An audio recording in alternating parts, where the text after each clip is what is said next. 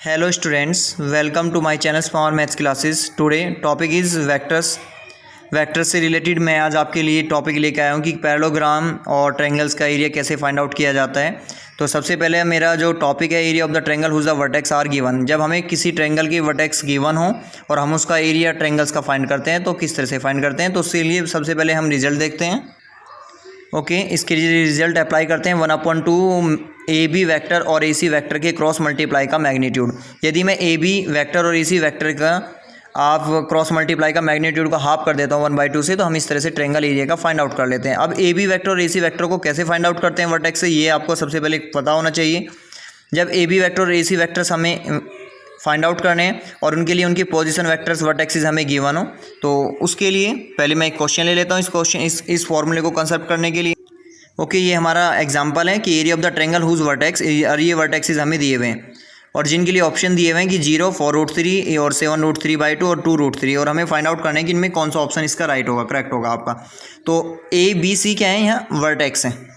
किसके वर्टेक्स हैं? ट्रायंगल के। सबसे पहले, और ये क्या है, हमें ए बी और ए सी फाइंड करना है। यदि हमें ए बी फाइंड आउट करना है तो ए बी को हम कैसे फाइंड आउट करते हैं भाई? ए बी यदि कोई वैक्टर है तो इसका मतलब वो होगा वो O B vector minus O ए वैक्टर के, और यहाँ पे हमारे लिए इनके पोजीशन वेक्टर हमें ए बी सी के लिए दिए हुए हैं, तो हम इसमें से बी में से ए वाले वेक्टर्स की पोजीशन को लेस देन कर देंगे और ए सी निकालने के लिए हम सी में से ए को लेस देन कर देंगे। तो सबसे पहले हम क्या करेंगे, इस क्वेश्चन में अप्लाई करने के लिए उसका ए बी और ए सी निकालेंगे।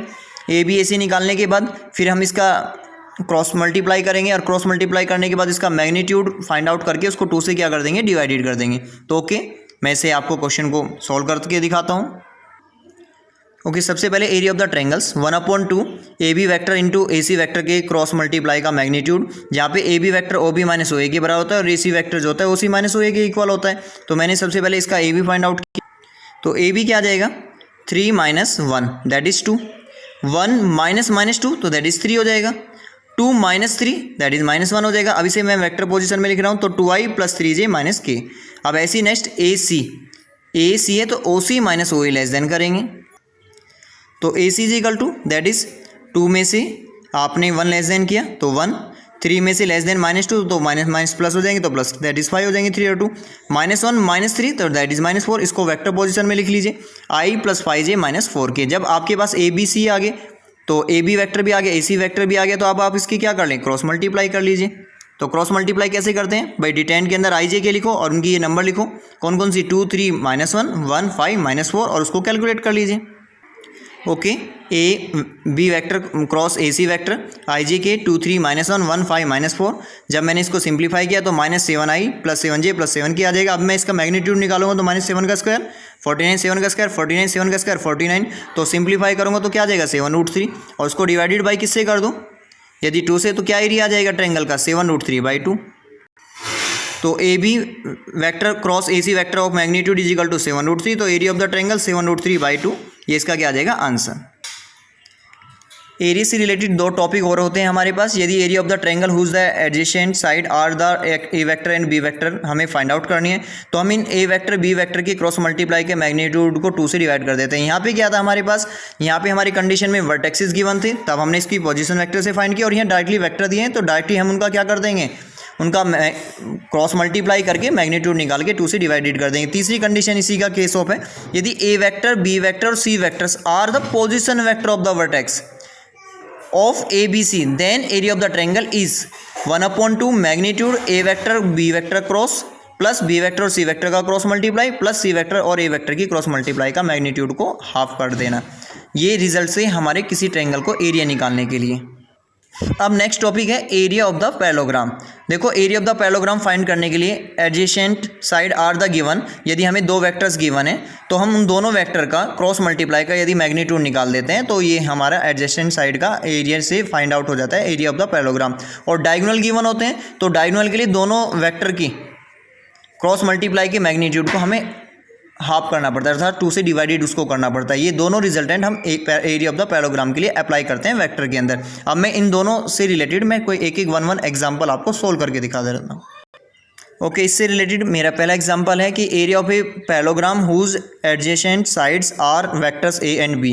ए और बी दो वेक्टर मुझे दिए हुए हैं और मुझे इनका क्या निकालना है, एरिया फाइंड आउट करना है। मैंने आपको बताया था कि यदि किसी पैरेललोग्राम का एरिया निकालते हैं और उसके एडजेसेंट साइड हमें गिवन है तो दोनों वेक्टर का हम क्रॉस मल्टीप्लाई कर सिर्फ मैग्नीट्यूड निकालते हैं और उसके लिए मुझे ऑप्शंस दिए हुए हैं। तो सबसे पहले मैं क्या करूँगा, इन दोनों की क्रॉस मल्टीप्लाई करूँगा और उनका मैग्नीट्यूड फाइंड आउट कर दूँगा। ओके, मुझे ऑप्शन दिए हैं कि ऑप्शन 3, √2, 4 और √3 ये मेरे पास ऑप्शन है।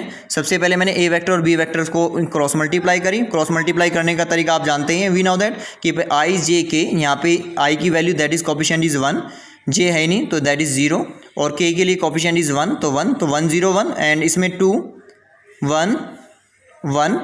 अब मैं इसकी क्रॉस मल्टीप्लाई के लिए स्टेप वाइज ऐप फॉलो करूंगा। पहले मैं आई के लिए निकालूंगा तो 0 × 1 दैट इज़ 1 - 1 तो -1 आएगा तो -1 × आई आ जाएगा यहाँ पे।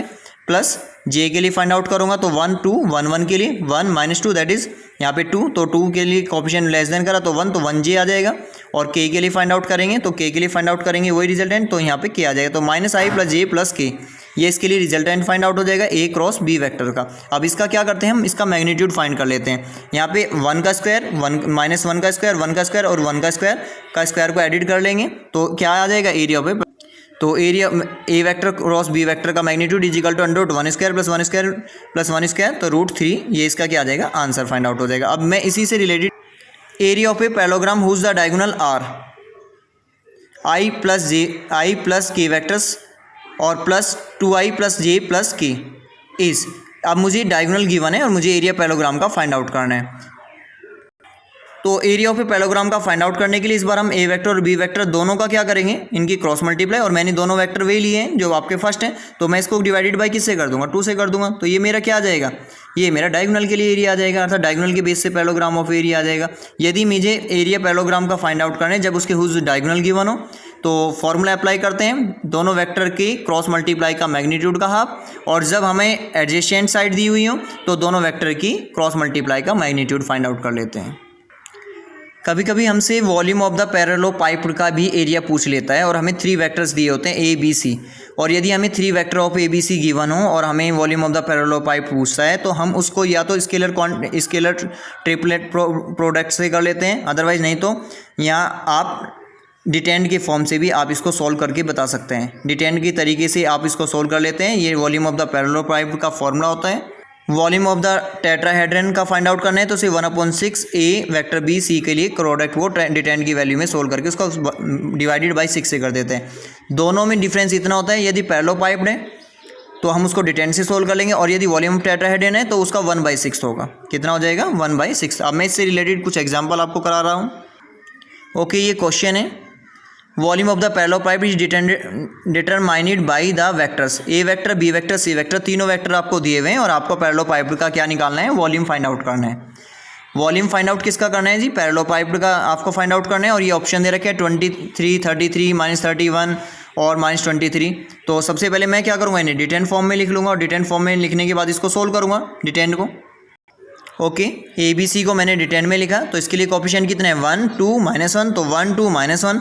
बी के कितने हैं, -2 3, और क्योंकि यहाँ पे भाई जे तो है नहीं तो उसके लिए 0 तो -2 0 3 आ जाएगा तो -2 0 3 आ जाएगा। और यहाँ सी के लिए 7 -4, क्योंकि आपके नेक्स्ट टर्म थी तो आई तो नहीं है तो इसे 0 पहले कहेंगे क्योंकि आई कोफिशिएंट तो मिसिंग है।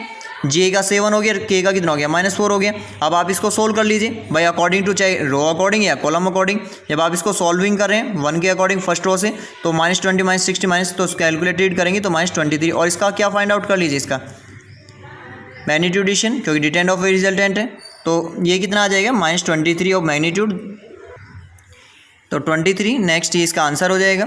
अब volume of the tetrahedron whose the vertex are given, यदि हमें किसी टेट्राहेड्रन का फाइंड आउट करना हो उसके वर्टेक्सेस हमें गिवन हो भाई -i + j - k, i - j - k और i + j - k, और विद इसको references of the fourth of vertexes are given, और हमें इसके लिए फाइंड आउट करना हो कि फोर्थ वर्टेक्सेस के बेसमेंट से।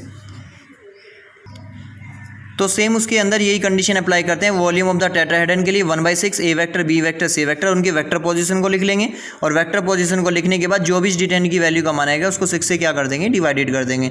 तो इस तरीके से हम टेट्राहेड्रन और पैरेललोपाइड के वॉल्यूम और ट्रायंगल्स और पैरेललोग्राम के एरिया को फाइंड आउट कर सकते हैं।